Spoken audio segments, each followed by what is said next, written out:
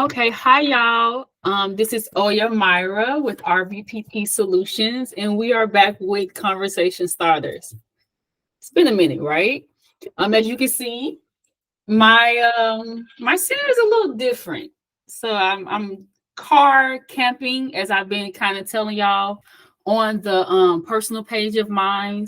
And as I'm car camping, I'm coming to these different spaces of communities and finding utilizing the public libraries. You know, you can go to community colleges, you can go to university, and of course, you can use the community public library. There's plenty of resources, free Wi-Fi, and also the safety. Right, it's a big component of mine. So, many times when I'm having conversations that are taboo, and you see me at Starbucks, you see me at Dunkin', you see me in spaces where, I'm probably engaging in the meal and having a conversation with someone else. You see my surrounding and you see how the normal public kind of reacts to the things that are saying out of my mouth, right? So I always encourage those who want to create a social media page and you're talking about subjects that are taboo to go to the public libraries, to go into the universities and the community colleges to find you a safe space to have the conversation, because what everybody's not ready for it, but we can't stop. They'll get there when they get there, right? All right. So today I have a wonderful guest, a former peer and classmate of mine, who was in a veterans farmers training program with me, who is on his entrepreneurship bag. We kind of move in that way as melanated people in this country, going back to it, right? Because we never stopped. We kind of was paused and hindered, but our generation is kind of getting forth on it. His name is Corey Cammock. I'm sorry, I said Cammock. And he is going to briefly give you an introduction into himself about kind of what his plans are as far as an agriculture venue, and why he has an interest in having a conversation with me. And conversation starters focus on holistic health advocacy. So Corey, I'm going to leave the floor to you. How you doing, everybody? Corey Cammock. Obviously, a ref student with Myra here, and just a brief introduction about myself. I'm from the Bronx. Recently got out. I'm a veteran. Um, and I kind of made that transition to agriculture just recently, and kind of program we we're in. Um, I don't know, like Riff. We're starting our new businesses, and agriculture was a way for me to kind of fix my community in a way, feed my community, talk to the children, and most importantly, like provide a safe space for um, mostly people of minorities, people of color. So Boogie Down Barn is what I'm representing right now, and um, yeah, it's a work in process, but I'm very excited about the project, and um, I'm looking for everybody's support. Okay, thank you, Corey. So I just want y'all to stand in that name for a second, right? When we get creative, Boogie Down Barn. I look forward to seeing the growth in it. So today in Conversation Starters, if you looked at the Facebook live event that I put forth, we're going to be talking about multiple things. Now, normally when I talk about Conversation Starters for the last 4 segments, I've been talking about woman and our perspective on spirituality, right? And it could have been presumed that I'm a man hater or a man eater. That's not true, y'all. That's not true. Sometimes I have to be honest in my emotions. So I'm going to take that conversation. We're going to pause on that for a little bit for those segments about the perspective of spirituality from the woman. A little bit. I'm still going to spill a little bit in the conversation with me, and we're going to be focusing on our generation, which is the millennials, right? And how we are speaking with, I believe, Generation Z, if I'm not mistaken. That's the one after us and the one before us.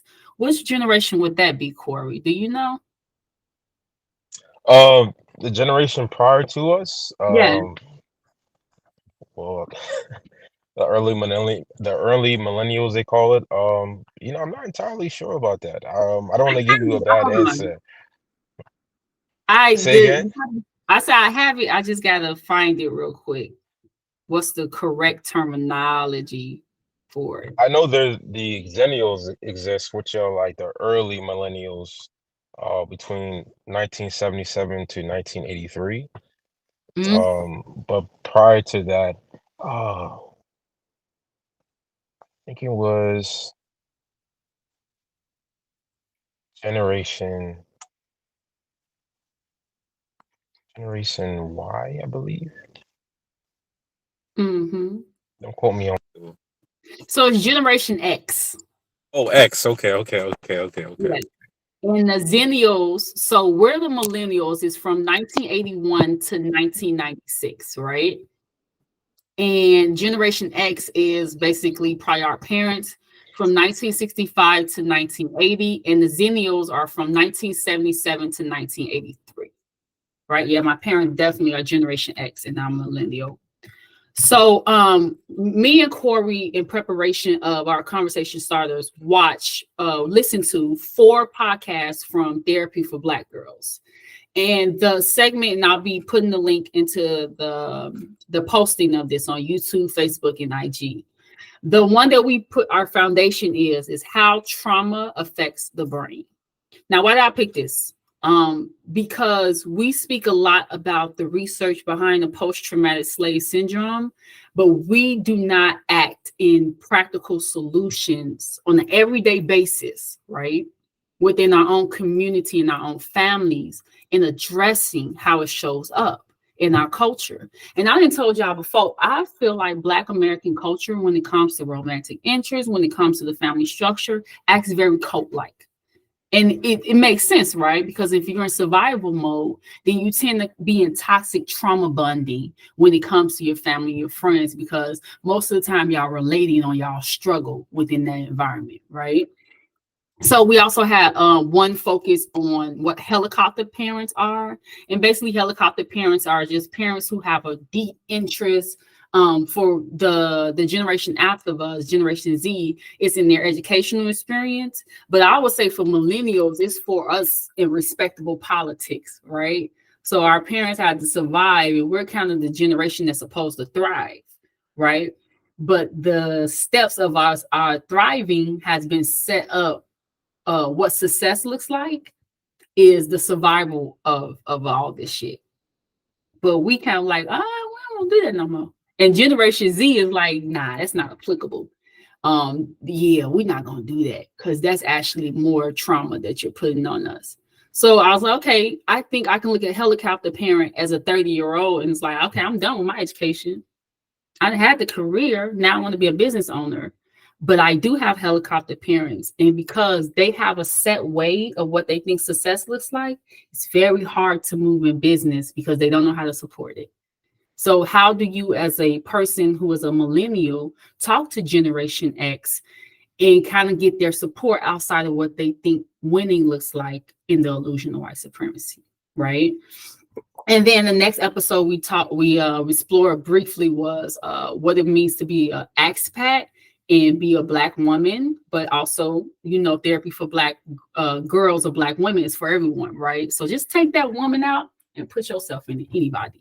So what do you think about traveling the world as a remedy for some of the solutions to heal the generational curse, right? And then we'll finish up with environmental justice 101. Now, how does that fit into all that, Myra? Well, it fits back into that because if you're traveling the world, if you're recognizing the seeds that your parents put into you, and then you understand the foundation of the trauma that you're coming from, then you understand how to advocate for yourself. And you understand that environmental justice is something that we really should be paying attention to, right? Because ain't no traveling the world if the world fucked up. Let's make that very clear, right? We have to pay attention to what's going on in the world. And when you think about what your parents deemed to be important, it probably wasn't environmental justice. It probably was just getting to the bag, right? But what's the consequences of us getting to the bag in the illusion of white supremacy? It's about exercising independent thought and actually determining what is important to you and what do we need to do to heal our community and provide the solutions for not only everybody else, but on a very selfish tip, yourself. Because that's where it starts at, yourself. So let's start the conversation. We're going to talk about how trauma affects the brain, and I'm going to be asking Corey. Can you give me 3 main points of the episode that you really enjoyed, and how did you find? Was it applicable to your life? Did it help you in any way as far as clarity on your next move as you move forward in life? Um, so um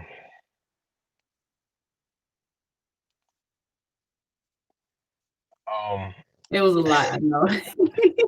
I know. oh Let's um start with the 3 points that you focus on when you listen to the podcast. so I would say the first thing was kind of when when Myra introduced me to the podcast, I was, I guess, a little, I say, skeptical about it, but it was Mm, encouraging to hear a black women kind of interact about what kind of the social problems are going on in the country, and it mhm. provided me a kind of a different perspective as a man, especially about kind of, I guess, the inner workings of the mind of a woman when it comes to some of the topics you just talked about. So I thought that was pretty cool. Um, uh, uh, um, You want to talk about the genetics part? It's like you're steering away from it. Go into it. oh, the epigenetics part. So I could resonate with that. Okay. I could definitely resonate with that.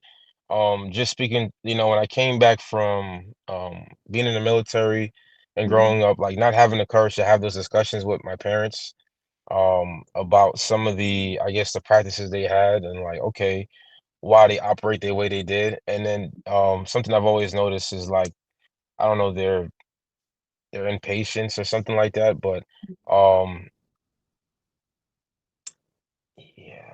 Um um y- You stumbling a little bit. I'll pick it up. No yeah, issue. yeah, So with yeah. the genetic part, to Ooh. dive more deep into it, is how the trauma affects the brain.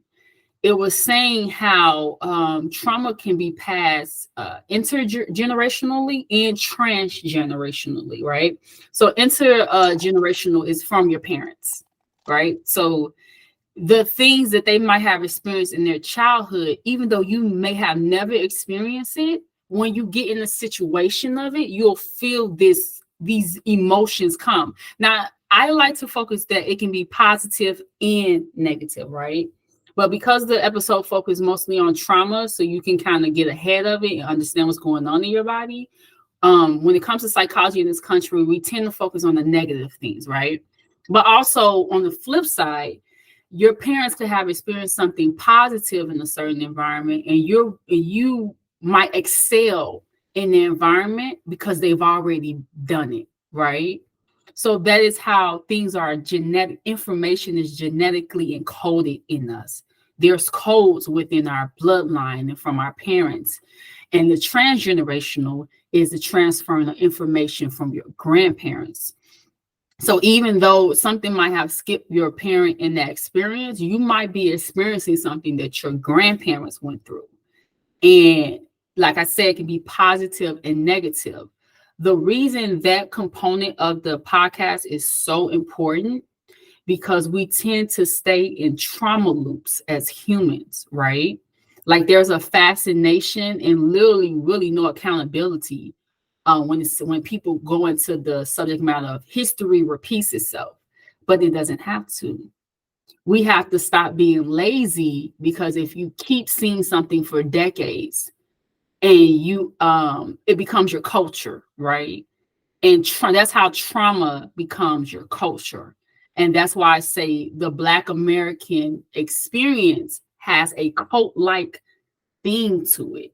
And I speak as a woman um, who is trying to establish her identity again in her 30s because everything in my from 30 to my coming here was survival, right? And it stopped me from blossoming in a lot of the things that naturally come to me, like singing, dancing, athletic fucking ability. I have so much athletic ability that I did not know I had, or maybe I like tapped into it when I was a kid, but there was something that stood in my way. And it was like the idea of like when we were traumatized on the plantation that highly melanated people downplay their intelligence in all forms, right? So that we don't insult anyone else. Because historically, insulting someone's ego in this country when you are Black in America has resulted in trauma. And that comes from our ideologies embedded in our parents, our grandparents, our great-grandparents, and so forth and so forth and so forth. So now that we're the generation that's supposed to thrive, we have to be very brave and courageous in stopping those parts in our DNA. Not even if you physically don't have children, just for the next generation to breathe easier, right? To not be in heavy explanation of why they're so great. Just point blank, period. That's what I took from it. And it's going to require not to be mean towards our parents or disrespectful, but it's going to require you to stand strong in your boundaries, spiritually, mentally, physically, emotionally, and financially, because they have an idea of what financial gains look like, but it's toxic capitalism, it's toxic elitism, it is toxic tokenism. It's very tribal. That's why we have a few Black families and not collectively something that is moving for our community, because we're being too lazy. We're staying in tokenism, right?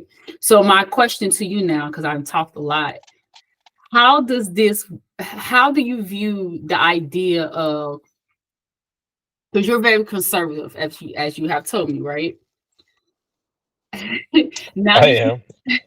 Now that you see how briefly from that podcast how trauma can affect the brain, the dynamic in which we structure our families in this country, and also, I know that you come from you have the American culture and you have the Caribbean culture that's intertwined with each other, but I don't think they're far off when it comes to the structure of the family.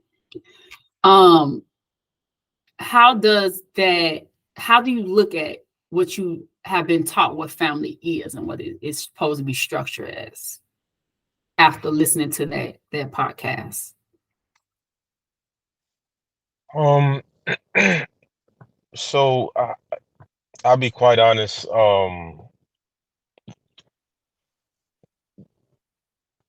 The whole idea of family, I'm not particularly sure what that I guess I don't know what that looks like per se. I don't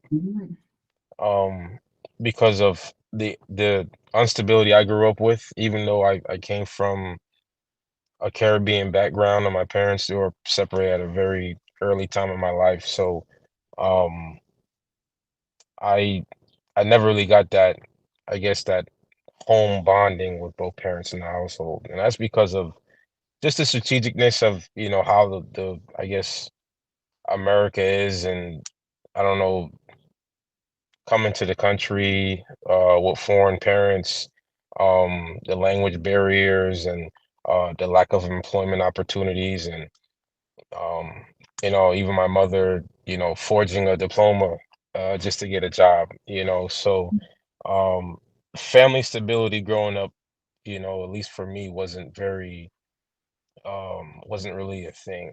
Although I had strong parents, if that makes any sense. Welcome to the dysphoria, baby. Yes, yeah, that makes a lot of sense. And that goes back into the trauma, right? Do we even, we say it a lot, and you know how I am when I say I'm bougie. We say a lot and we prophesize a lot about why we can't be together as melanated people and family, not just romantic. Even I'm not going to shame people who want romantic interests with people who look like them. I think that's a big problem in this country, especially with Black women. Whenever we are desiring being in romantic interest with Black men, for some reason, everyone, even within our community, try to shame us as a stupidity to believe that you can have a healthy dynamic in a relationship, right? Like you're going to have to act in self-betrayal at some point in order to be in a heterosexual relationship.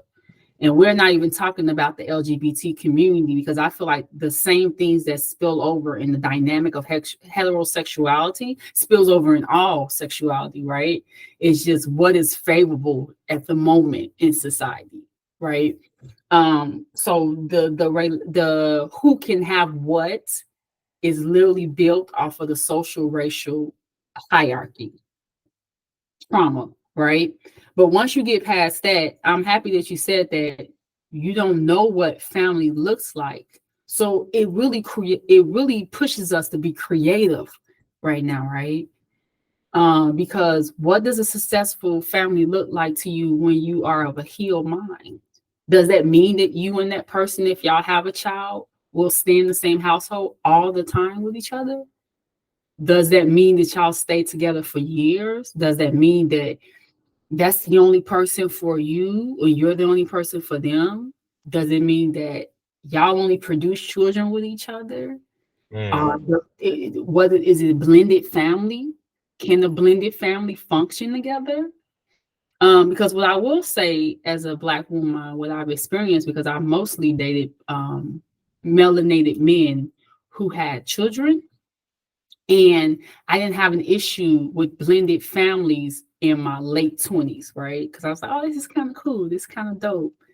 The issue came with the possession of the male, right? And that comes into the patriarchal ideas in which everybody follows in Western world, but very specifically how toxic it is within our community, right? Because I hear Black feminists not being transparent, critique white feminists all the time, right? But we're not being honest about what goes on in our community, right? It's like, well, the white feminist, she trades in racism for sexism. Okay. But as a Black American woman and a Black woman crossing dysphoria, let's not act like the feminists at times, our mothers and our grandmothers and our cousins who speak so adamantly about what's wrong with men and then act in the same behavior as they do and hide behind it. So it's like a man did this, but there wasn't no man around and making decisions about the family. That was you. So toxic masculinity has nothing to do with your penis. It has to do with the ideology and the mentality of the human. A woman can be toxic masculine as well. But that comes with trauma. Because if you're constantly under survival, you're constantly on the go, you're overexerting your masculine energy, right? So you're producing this ideas of patriarchy as well. You just are. And it's not for the benefit of a biological woman, even if you're going against your own self-interest. So are you saying essentially like, are you saying that kind of like the modern day feminists are kind of like replicating what they essentially hate the most? Is that what you're trying to go at a little bit? Yes. Yes.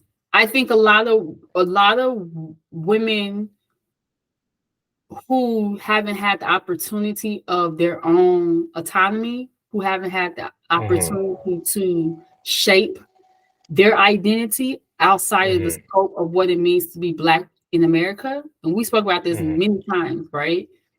The reason it's so hard for our families to hold together in blending this is because a lot of women who have children right now in this present moment have a childlike behavior when it comes to relationship dynamics, right?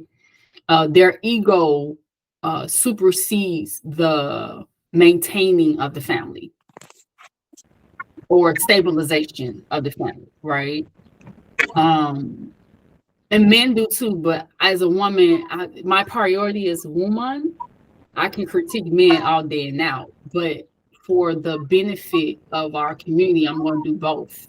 And I see it for what it is. That's why I'm very, very, very resistant of dating someone who has children now, because I've had plenty of experience. And the turmoil comes when they see that their male's in a healthy dynamic. And it's like, well, why didn't you do that with me, sis, bro, right? Because it goes both ways. Did you put in the effort to go away from the toxic cycle of African American culture? Mm-hmm. Because we're very proud of how resilient we have been in survival, but we fetishize victimhood at the same time. You can be proud of where you came from. You can be proud of what your people have basically persevered against. But you have to understand when you are maintaining this shit in place, right?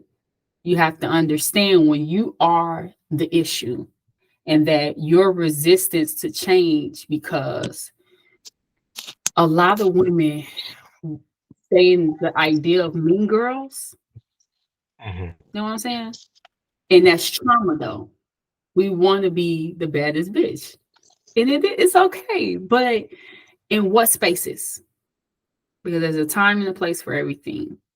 And it doesn't help when I speak to men because y'all not gonna fight too hard against it because this is where your privilege lays at. See what I'm saying? This is where your privilege lays at, right? So you'll shake your head and you agree with me, but you're not gonna fight too hard against it because it's like, but it benefits me. So but that's an individualistic thing, right? It does benefit you. But what about, and it's you have to think about it in that way. Maybe I don't know with you, but as a community, what about the impact that it has on the children, right? So it's cute now, but in 20 years, if we're still doing the same things, we're going to keep reproducing the same households, and it's just going to weaken and weaken and weaken our community. So when do we mature and have these type of conversations about what does the dynamic of the family look like for you as an individual in healthiness so that we can better restore our community after we realize that we can't stay stuck in, well, my mom did this, my dad did that, because of trauma. You have to accept it at some point. Do you understand that they have been under immense trauma and we literally are getting a couple sips of air right now? We ain't too far from it. We're just getting some air so we can see and we have clarity about what is happening to us. But we have to be cognitive, once again, that we have a responsibility to get out of a certain identity so that the babies can be innovative in creating for the human experience. A lot of people don't want to do that. It's very laborious. It's just comfortable to be, oh, well, my parents set this plan up for me, so I'm going to issue that out for the next 50 years. Hey, we might not have no country if we keep going this way. And we just have to be honest about that. The comfort that Americans have, we might not have that. It might not be a tangible thing in 50 years if you do not get ahead of the trauma. COVID-19 was a perfect example of that. That spread it globally and it left every nation vulnerable. So that's how I feel about that. Did you get a chance to, what was the next one? We did brain trauma, expat, environmental justice. What do you think about helicopter parents and expats traveling abroad in the globe? So having a military background, I've had the opportunity to do a lot of traveling myself, and great experience and definitely eye-opening. Um, Expats. Um, They're like the modern day nomads. Same thing. so essentially they travel country to country, pretty much changing like living circumstances and whatnot. Yeah. Mm, It's the most of the episode focus on like I said, getting ahead of the trauma. We want to maintain our families, but sometimes you have to be the brave one and relocate and make your family go into a different environment. mm. But how that bothers me. But I understand it. That hurts my feelings when I say it out loud, to be honest. Because a lot of us have our identity in our hometown. Like that's home. Yeah, that's definitely true. And a lot of people don't necessarily leave home. And for me, like particularly for me, I'm incredibly flexible. I feel like anywhere I go in the world, I kind of adapt to that environment. Mm-hmm. And I feel a lot of people are afraid of stepping out of that. I have family that are afraid to cross bridges. Like literally have never gotten a car and crossed a bridge in their life because they're so afraid of what might happen. And that kind of, I think that type of I guess that way of thinking is detrimental to like, prospering and doing amazing things with your life, especially it's a big world out there. So I could see how being an expat and living abroad could be, really exciting and different. Uh was the other topic environmental justice? Is that the other Oh no, it was helicopter parents. helicopter parents? Um and how exactly they have effect on us as a As millennial? millennials, right? So the episode focused on the babies, which I love, and I had to listen to it 2 or 3 times because I was training my brain to listen to a younger voice in reasoning. I'm trying to do that because that's the one thing I'm trying to stop is the relationship dynamic between elder women and younger women, and giving them a space to vocalize with authority, right, with the assertiveness, and it not be a toxic competition or policing. So my first, just being transparent with y'all, when I heard the baby voices, and I noticed that I wasn't paying as much attention as I was with the how trauma affects the brain. I was like, why is that? I was disregarding them because I heard the youth, and that bothered me because when I was a substitute teacher, I didn't do that. So what about, okay, I was really in my selfish bag. That's what it was, right? So I had to come back into mommy mode and big sister mode. I'm like, listen to what the babies are saying. They was dropping some gems. They basically was telling us, ain't no more when I get away from you, I'm gonna listen to you, I'm gonna follow your wisdom, but I gotta make my own lane. But that's what I think millennials are experiencing right now, right? Because we've been told, like, when you're in your 30s, you're going to have it established, this is what you're going to be doing. Then we get into corporate America, we get into the military complex, industrial complex, we get into the legal field, we accomplish everything that respectable politics said that we were supposed to do. We won, right? And I can't speak for you and I can't speak for anybody else, but when I got there, I was like, I'm not happy. This can't be life. Because if this is life, I'm not gonna make it. I'm not gonna make it. And I'll just be real about what was happening to me. Like I was spiritually dying on the inside because I'm like, this creativity is very limited, very limited. So, and I realized I was like, oh, because I'm still under the creativity of my mother and my father. And I've hit the mark as much as they saw for me, right? As much as they saw that I could accomplish. But I knew deep down inside, I was like, oh, I could do more. Oh, that's nothing. That's like surface level. I can go into these spaces. And them being helicopter parents, it's like, no, stop. Spiritually, that's what they say, no, stop. This is where you stop at. And it's not just them, that's the psyche of America. Like when people tell me, you don't look 33 or you look good for your 30s, I'm like, nah, this is what 30 looks like in healthiness. And we have to understand that this is the new reality.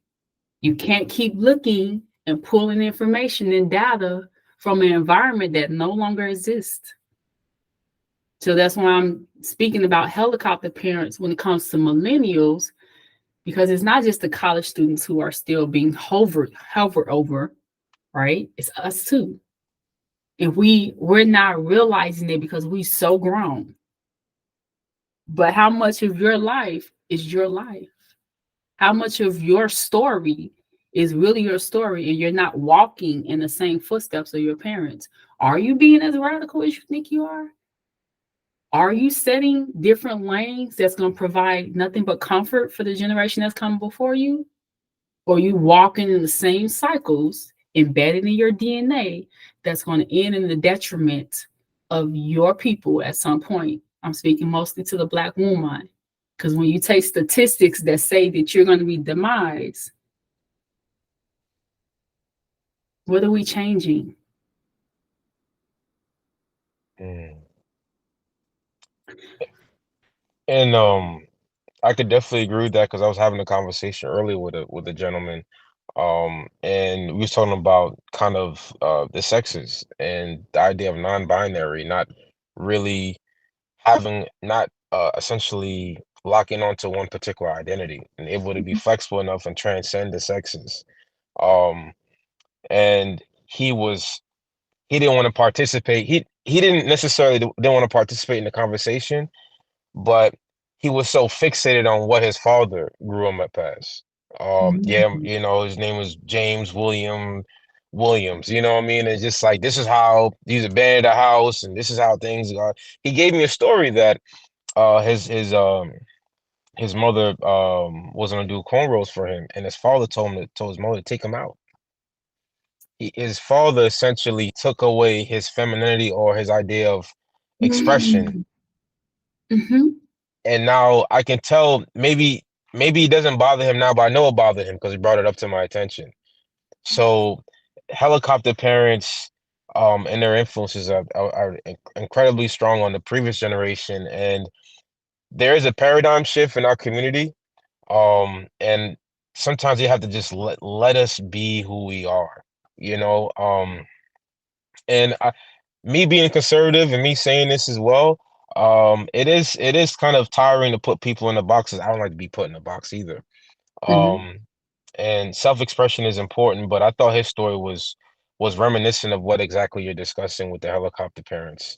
The unwillingness to um allow us to be more. Like this is the lane you need to stay in. Mhm. You know what I mean? We're not gonna make any progress in the community like that. You know, we need forward thinkers. People are and there's a lot of creativity in our community because I met a lot of geniuses growing up. You Mhm. yourself as well, Myra, is a genius. So Get over it. um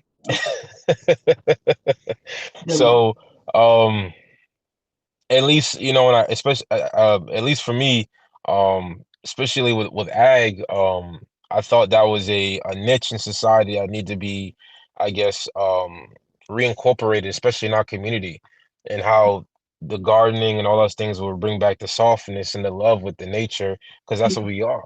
You know, we're people of this planet, we're people of nature. So, um, I had another conversation, you know what I mean, with a Panamanian woman I grew up with. So Mhm. no, it's definitely a thing. So I can agree with that. Okay. Thank you for that. I appreciate that. That was a great example about how in your childhood, maybe you're not feeling it right now, but the effects of someone dominating. This is what masculine energy looks like. This is what feminine energy looks like. And to be fair, I think that's why me and a lot of the women of Generation X, why we get into it with each other, because they thought they was rebels, and then they realize what they produce is like shit. Um, okay, I could have rebelled, Mm, right? And it's like, yeah. So they, and just being real, like Freaknik, right? Everybody was, oh, when your mama come, if your mama on the video of your dad, I was like, hold on, where do you think we got the idea to pop this pussy? mm, Like that's what they were rebelling against. Like they were rebelling mm, against the women who were pushed into respectable politics of the civil rights movement. We gotta realize that was their parents, right? mm, So we're looking at them like, oh, they was outlandish. Like their parents literally was part of the civil rights movement. And then in that 70s babies, and then the 80s and 90s, they were like, what's up? Like, mm, so mm, if they're aging into like their parents' era, they're a little more understandable, but they do police because it's like I feel like they wish they could do it. But my thing is, now I'm in my 30s, and I tell y'all all the time, my parents are teenage parents. I tell my mom all the time, I'm like, it's like she's trying to rush into this idea of what a granny is. And I'm like, but that ain't you. They ain't never been you. And if we chose you as our mother spiritually, I think we kind of want to experience the grandmother that you create. Not what society says that you should be as a woman, because you didn't raise women like that. And you got our full support. So if you want to come off with a mohawk and you want to put on spandex and you want to put on a half belly shirt and you want to show that this is how you do grandmama, or this is how you do your 40s or your 50s, I'm with you, right? But don't get so stuck in the idea of what it looks like to be that age and then project that onto me. Because it's like, okay, well, I was in my 30s. This is what you got to do. That ain't going to work for me. You created this rebel, right? It's not a problem. It's a solution. I am not a problem. I am a solution. So the dynamic is, because we have helicopter parents as a woman, and take it how you want to, brother, but the idea that the men are supposed to be the primary leadership in our community is not going to work. It's not going to work, because you're ignoring the woman's experience. You're ignoring her intelligence. You're ignoring her authority, right?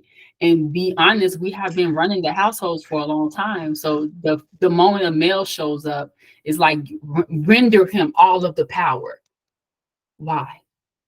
And as a smart ass woman, and I say that in many different ways, right? If I spend my life working for gold, and then when I hit a particular age, because of your plantation and your enslavement indoctrination, you think I'm a piece of property, you thinking that I have expired my worth, right? And the only thing that I can do is contribute it to the family as a caretaker.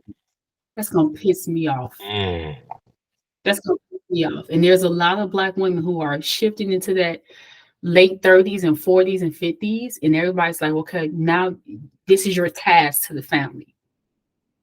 Most of the time, we want to take care of our family. We want to be in service, but to demand it from us without any reciprocity, because the previous generations have accepted it through trauma. Let's make that very clear.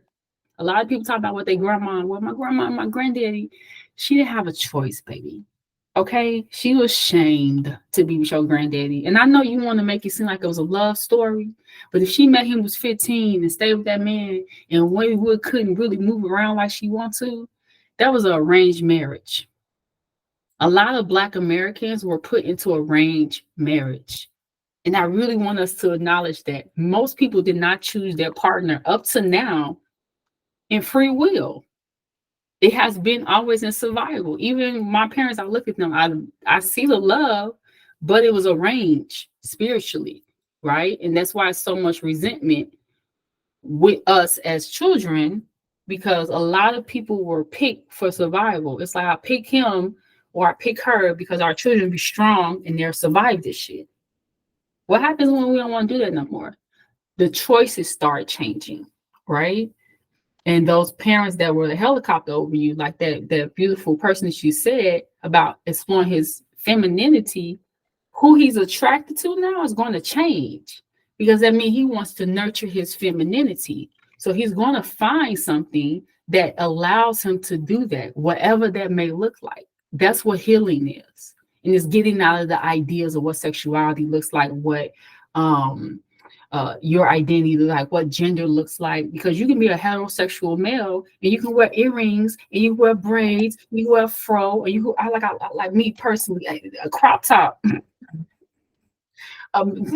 Just do something to me. A man with a crop top and a motherfucking jeans where his waist showing. It's just shit, right?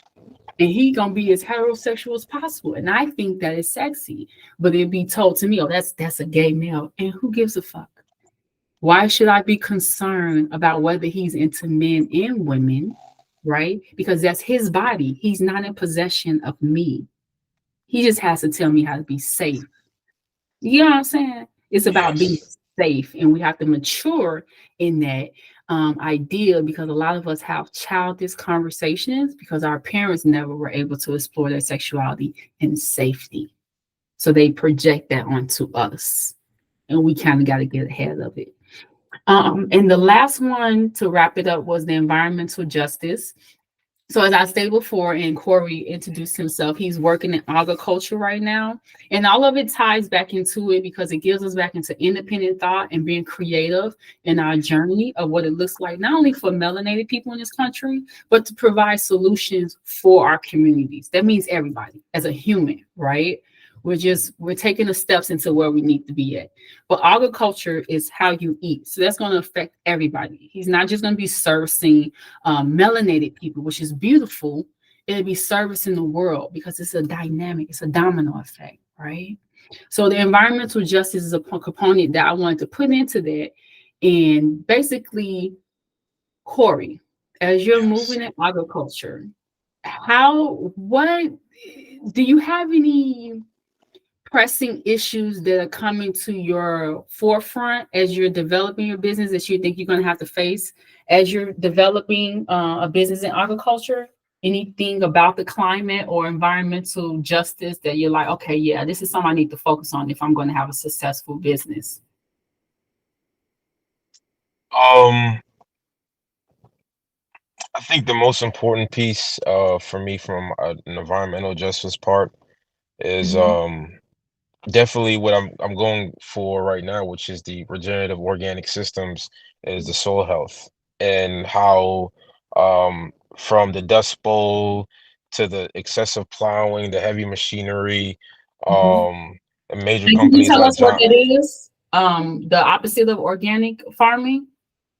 Just Oh, the so term? that would be like a conventional system. Herbicides, pesticides, spraying. Um, those are type of things that are most of society right now consuming. That's not just United States of America, that's global. Correct. Yeah. And a lot of people, a lot of practitioners in the ag industry don't have the information, don't have the knowledge because they were given a piece of land or inherited a piece of land from their relatives, ancestors, however you want to call it. Mhm, And things weren't really explained. It's kind of like here's how I did things. mhm, And because they're not cognizant of what's going on with the environment, they don't have the science and the research behind it. It's left the at least the American public in a scary situation. I heard that we'll have maybe approximately 50 more growing seasons of decent food for America. I've seen documentaries about will you eat the insects, um, which is like That's meatless terrible. Mondays. We're not heading there, by the way, y'all. Just eat. Yeah, we're not. Yeah, I'm not trying to scare the audience at all. But what I'm saying is, Make them aware. um, Yes. we need to take, especially in our community specifically, we need to take more of an aggressive approach of dealing with our Mhm, own food sources and not necessarily rely on the supermarkets and the convenience stores. A big problem I see, especially in my community, and also kind of motivates me as well, is the fast food industry is taking over a significant part of the living environment where I'm at.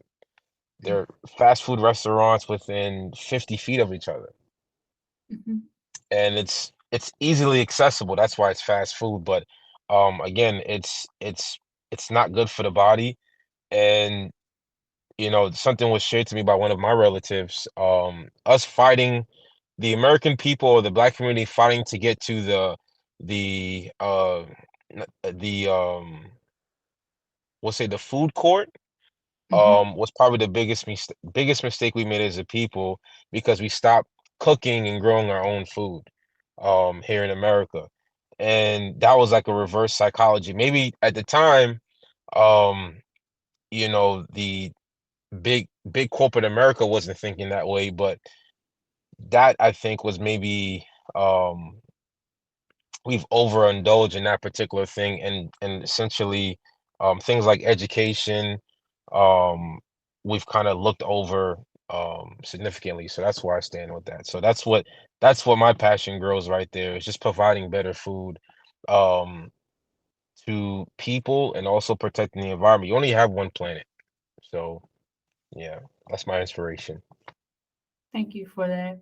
My follow-up to that is because RBPP solution is focused on holistic health advocacy, and maybe you can give us just a brief insight to the healing component of you working in agriculture and working on the land, and as you're transitioning into this space, because you were in the military industrial industry, right?